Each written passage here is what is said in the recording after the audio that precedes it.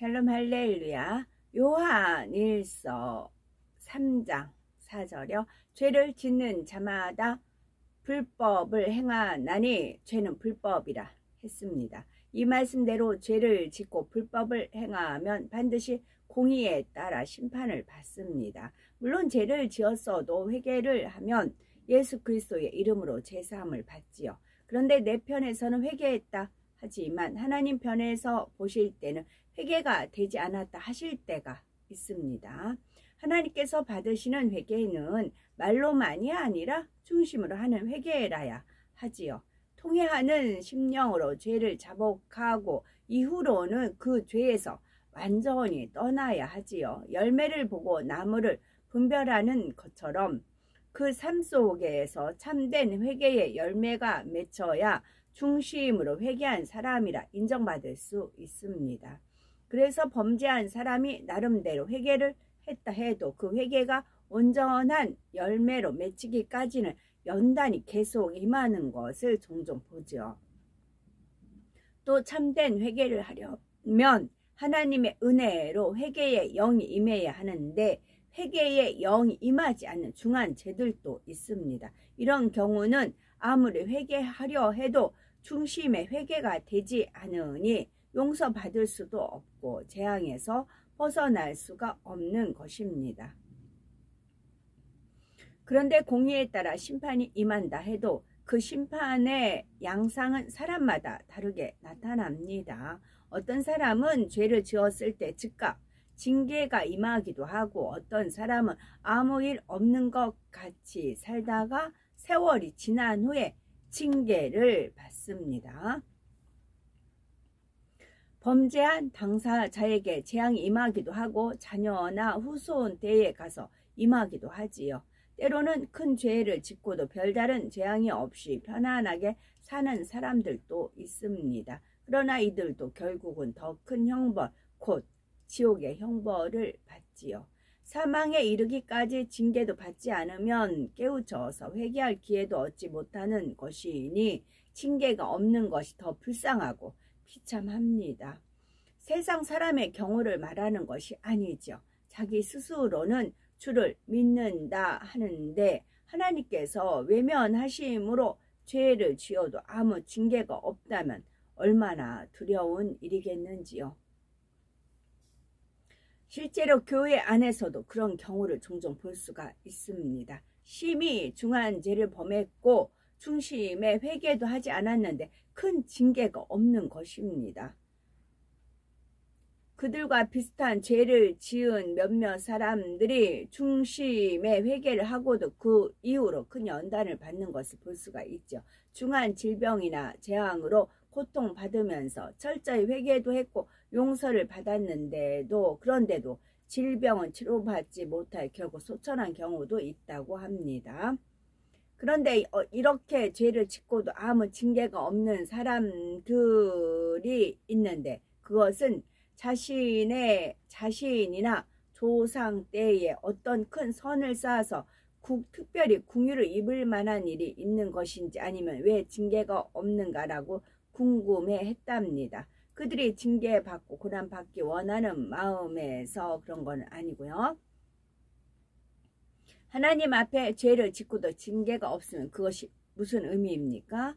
히브리서 12장 8절에 징계는 다 받는 것이오늘 너희에게 없으면 사상자요 참 아들이 아니니라 하셨죠. 만약 이 사람이 어떤 선한 행함이나 중심이 있어 궁유를 입을 수 있었고 그래서 징계가 면해진 것이라면 다행히 감사한 일이죠. 그러나 죄의 담에 헐어진 것도 아닌데 하나님께서 진노하셔서 사생자와 같이 외면하신 것이면 어찌하겠는지요.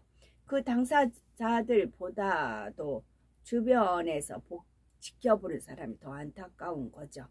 만약 하나님께서 외면하신 상황이라면 그래도 어찌하든 회개케 하여 구원받게 해야 되겠죠. 그래서 그들에게 어떤 공의가 적용되는지 알고자 하는 것입니다.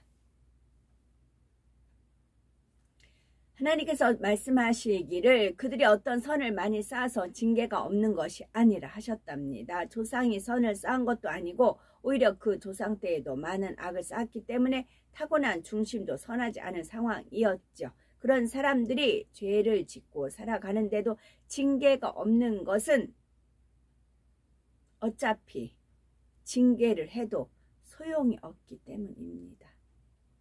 만약 그들이 큰 사고나 질병을 당해서 자신을 잘못을 진심으로 깨우칠 수 있다면 하나님께서도 그런 은혜를 허락하셨을 것입니다. 그런데 그렇게 회개하여 돌이킬 마음조차 되지를 못했다는 것이지요. 전에 이미 설명한 경우처럼 수치심이나 죄의식을 느끼지 못하는 사람에게 특별한 징계가 없는 것도 여기에 해당합니다. 한 사람의 예를 들면 이 사람은 중한 육체의 일들을 범하고 나서 형식적으로 회개를 했답니다. 그 뒤로도 교회도 잘 다니고 머리된 일꾼으로 사명 감당도 했지요. 사고나 질병이 없이 살면서 나름대로 사명 감당도 했다고 합니다. 그런데 그 회개는 참 회개가 아니었죠. 철저히 마음을 찢는 통해 자복도 아니었고 이후의 삶을 보아도 죄에서 떠나 성결의 열매를 맺는다거나 긍휼을 베푸신 하나님의 은혜를 진실하게 갚아 나가는 삶이 아니었답니다. 사실 이 사람은 예전에도 죄를 범하여 죽음 직전에 이르렀다가 하나님의 은혜로 살아난 적이 있었답니다. 죄를 회개하고 기도 받았는데 하나님께서 극적으로 살려주셨죠. 보통 하나님의 은혜로 죽음을 면한 사람들은 새 생명을 주신 하나님께 감사하여 두고두고 그 은혜를 갖고자 합니다. 저는 아버지 은혜로 기도로 새로운 생명을 얻었습니다 하면서 기회만 있으면 언제 어디서나 간증하여 끊임없이 영광을 돌리곤 하지요. 하나님의 은혜로 다시 살아난 나를 육의 생일보다 더 소중히 여기면서 해마다 하나님께 영광을 돌리며 간증을 하죠. 또 사명 감당에도 열심을 내어 최선을 다해 충성하며 달려가고요. 그런데 그런 이런 모습이 아니었답니다. 두고두고 감사하는 고백을 하거나 성도들에게 늘 간증하여 영광을 돌리는 그런 모습을 찾아볼 수가 없었답니다. 그런 일이 옛날에 있기는 했나 싶을 정도로 기억 속에서 사라져 버렸답니다. 오히려 더 큰 죄를 범해 놓고도 철저히 회개하는 것이 아니라 겉으로만 회개하는 것처럼 행동을 했지요. 충성한다 하면서 직분을 맡아 영혼들에게 천국은 말하지만 진실한 마음에서 가르치는 것은 아니었답니다. 기도 시간에 늘 참석은 하지만 중심으로 하나님의 나라와 의를 위해 부르짖는 것도 아니었고요. 사람들의 눈에 보이기 위한 것뿐이었고요. 그렇게 해야 자신이 누리는 것을 그대로 누리고 사람 앞에서 인정받을 수 있기 때문에 지식적으로 말하고 행한 것뿐이었답니다. 결국 자기 위치와 체면을 지키기 위한 방편이요 수단이었죠. 그러나 본인은 이런저런 핑계로 자신의 악한 모습을 정당화시키며 선으로 포장하고 있어서 스스로의 마음을 발견할 수가 없었답니다. 충만한 표정으로 웃으면서 성도들 앞에서 외식하면서도 내가 이렇게 잘하고 있다라고 생각을 했답니다. 이렇게 양심이 화인 맞은 것처럼 단단해지고 굳어져 왔기 때문에 어떤 병이 걸리든 아니면 사고를 당한들 참된 회개가 나올 수가 없는 상황이었죠. 물론 몸에 고통이 오면 힘들고 두려워서 잠깐 회개할 수는 있지요. 그러나 철저히 돌이켜서 변화되는 참 회개를 할 수는 없었다는 말이랍니다. 주변에서 하나님께서 이렇게 말씀하십니다. 구원 받으려면 회개를 해야 합니다 라고 깨우쳐 준다면 어떨까요? 말씀을 들어서 진리를 알기 때문에 입으로는 아멘 할 것입니다. 심지어 깨우쳤습니다. 돌이키겠습니다 하면서도 눈물을 흘릴 수도 있지요. 그러나 여전히 중심의 회개는 아니지요. 얼마 지나면 다시 은혜 없는 무감각한 마음으로 돌아가 자기 유익을 구하면서 살아갈 것이기 때문이죠. 만약 그에게 질병이나 사고로 징계가 오면 오히려 주변 사람들만 힘들어지는 것뿐입니다. 하나님은 사랑이십니다. 예수님께서는 가룟 유다를 끝까지 품으셨고 한 번이라도 더 기회를 주려고 하셨죠. 의심 많은 도마라 할지라도 어찌하든 믿을 수 있도록 증거를 보여주셨죠. 도마처럼 변화되어 순교하는 사람도 있고 유다처럼 끝내 사망으로 가는 사람도 있지만 어떤 사람에 대해서도 하나님께서는 긍휼 가운데 오래 참으십니다. 상한 갈대도 꺾지 않고 꺼져가는 심지도 끄지 않으시지요. 그러나 하나님께서 기회를 주고 계시는데도 그 사람은 상황이 점점 더 나빠졌답니다. 날이 갈수록 그 눈빛이 점점 더 육으로만 빠져 들어가는 것을 주변 사람들이 봤답니다. 그나마 그가 긍휼히 여김 받은 한 가지 이유는 그렇고요. 그런데 이렇게 양심이 무감각해지고 죄가 죄인 줄 깨닫지 못하는 사람은 있지요. 세상에는 너무나 많고 교회 안에도 그런 사람이 적지 않게 있지요. 그나마 그들의 교회를 떠나지 않고 은혜의 테두리 안에 머물러 있기 때문에 하나님께서 한 번의 기회를 더 주십니다.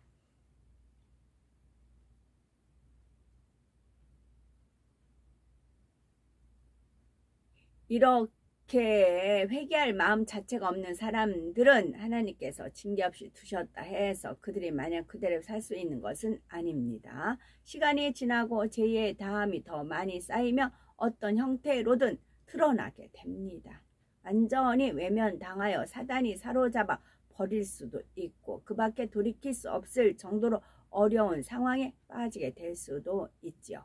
사울 왕을 보면 하나님을 계속 대적하다가 결국 악신이 들려 심히 번뇌했다 했습니다. 이럴 때 하나님을 사랑하는 다윗이 수금을 타면 사울에게서 악신이 떠나가고 상쾌함을 얻곤 했지요. 그러나 나중에는 다윗이 수금을 타고 있어도 악신이 사울을 힘있게 사로잡아서 야로했다. 곧 까닭 없이 트집을 잡고 함부로 떠들어 대었다고 기록되어 있습니다.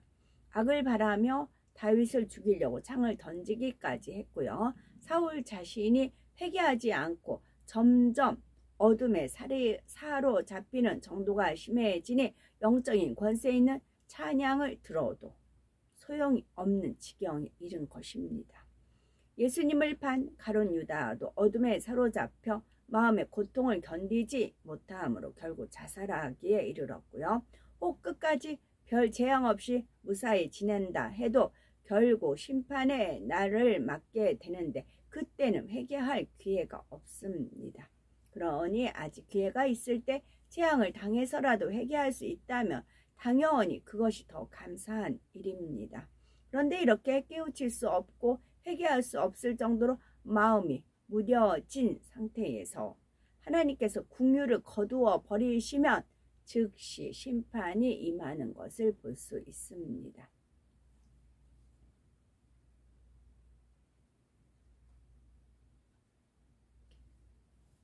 여러 차례 강조하지만 구원과 응답, 축복과 저주에 있어서 가장 중요한 것은 자신의 선택입니다. 구원과 응답, 축복과 저주 있어서 가장 중요한 것은 자신의 선택입니다. 나는 양심에 화인 맞았다 할 정도로 악한 마음이 아니니까 괜찮다라고 이런 말씀을 흘러버려서는 안 됩니다. 자신의 모습 속에서 죄나 악이 발견되면 얼마나 가슴 깊이 애통을 하시는지요. 애통한다 하고 말로만 회개하는 것이 아니라 진실한 회개의 열매를 맺어야 되는 것입니다. 아버지 하나님 죄송합니다. 오늘 누구누구를 대할 때 제가 상대에게 찌르는 말을 하고 무례하게 했습니다. 제 안에 이렇게 교만하고 상대를 무시하는 마음이 있네요. 용서하시고 변화될 수 있도록 능력 주옵소서. 이렇게 회개도 했고 변화되려고 기도를 잘 하고 있으니 이제 됐다, 괜찮다 할 것이 아닙니다. 중심으로 회개하고 간절히 기도했으면 실제로 변화되어야 합니다. 이후로는 동일한 모습이 나오면 안 되죠. 1년이 지나고 2년이 지나고 더 오랜 세월이 지나도 여전히 동일한 악이 나온다면, 그래서 여전히 회개하는 기도를 하고 있다면 얼마나 미련하고 답답한 일입니까? 이런 사람은 믿음의 진보가 없이 신앙이 정체됨으로 은혜가 떨어집니다. 성령의 충만함도 식어지고 자신도 모르는 사이에 자기 의와 틀이 강해지고 교만이 자리 잡기도 하지요. 영적인 잠에 빠져 미혹을 받아도 분별하지 못하여 쉽게 큰 죄를 범하기도 하는 것입니다. 신앙의 정체에 빠지지 않으려면 겉으로 보이는 모습이 아니라 내 마음과 중심이 날마다 새롭게 변화되어야 합니다. 발견하고 회개하고 발견하고 회개하고 이렇게 반복만 하고 있지 말고, 한번 발견하여 회개했으면 신속하게 죄의 뿌리까지 뽑아 버려야 합니다. 작은 죄라 해서 대소롭지 않게 여기는 것이 아니라 흠없는 주님의 신부가 되기 위해 속히 다 벗어 버려야 합니다. 이렇게 날마다 새롭고 또 새로운 우리가 되어야 된다는 말씀입니다. 어떤 이제 한 분 목사님인데 성령 하여튼 좀 계속 어긋장이 났었어요. 이제 하나님께서 이끄시는 방향하고 어긋장이 났었어요. 그러다 왜 저분이 저럴까 이제 그러고 있었어요. 그랬더니 주님께서 니골라당 이제 그러시더라고요. 니골라당 그러셨어요. 그게 몇 개월 전이었습니다. 그 표현을 그리고부터는 실시간을 안 봐요. 실시간 보면 이게 에너지가 나가기 때문에 이게 은혜 줄 자와 이제 그것을 주님께서 이제 구분을 시켜 주세요. 어디는 제가 무언 일을 할 때도 보면 실시간 틀어놓고 듣고 음소거 소리는 이제 소리는 안 나게 하고 일을 해도 이제 전달이 되더라고요. 그렇게 됐어요. 그래서 실시간을 한참 안 봤어요. 이제 주님께서 왜 저래요? 이제 주님한테 왜 저래요? 그러니까 주님께서 니골라당 그러셔서 그래요? 이제 그러면서 이제 통과가 됐었어요. 안 봤었어요. 그러다가 어제였네요. 잠깐 보래요. 실시간 말고 동영상. 어머, 딱 얼굴이 비친. 어머, 주님 니골라당? 그게 니골라당은 이제 성경상으로만 알았잖아요. 어머, 주님 니골라당? 그게 읽어지더라고요, 얼굴에서.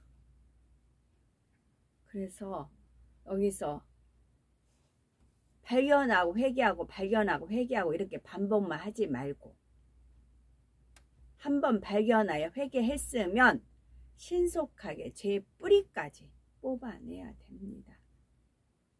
그래서 날마다 새롭게 변화되는 우리가 되어야 되는 것입니다.